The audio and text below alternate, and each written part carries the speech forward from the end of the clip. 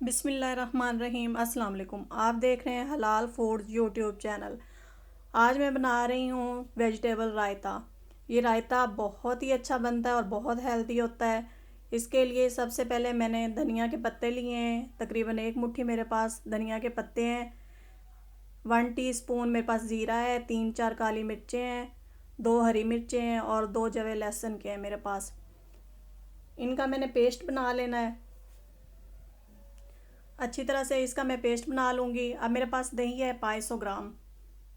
इस दही को अच्छी तरह से मैंने फेंट लिया है। फेंटने के बाद अब मैं इसमें ये पेस्ट शामिल कर दूँगी। धनिया, ज़ीरा, लहसुन, काली मिर्च और हरी मिर्च का पेस्ट मैंने शामिल कर दिया। अब एक छोटा प्याज मैंने लिया है, उसको स्लाइस में कट कर लिया है, वो मैंने डाल दिया है। बंद गोभी तकरीबन आधा कप मैंने लिया है, वो मैंने डाल दिए। आधा खीरा मैंने लिया है, ये मैंने इसमें डाल दिया है। और एक छोटा टमाटर लेकर क्यूब्स में मैंने इसको काट लिया है, ये मैंने दही में शामिल कर दिया है। जब मैंने पेस्ट बनाया है तो इसमें मैंने 1 टीस्पून नमक भी शामिल कर दिया है। नमक हम आप भी शामिल कर सकते हैं और पेस्ट बनाते वक्त भी हम शामिल कर लेंगे। अब मैं इसको अच्छी तरह से मिक्स कर लूँगी। बस हमारा वेजिटेबल रायता तैयार है। इसको हम चावलों के साथ भी सर्व कर सकते हैं, पराठे के साथ भी। ये बहुत मज़े का लगता है।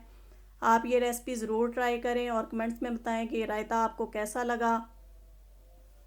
मेरे चैनल को सब्सक्राइब करें और साथ लगे बेल आइकन को लाजमी प्रेस करें ताकि इस तरह की अच्छी अच्छी वीडियोस आप तक सबसे पहले पहुंचती रहें।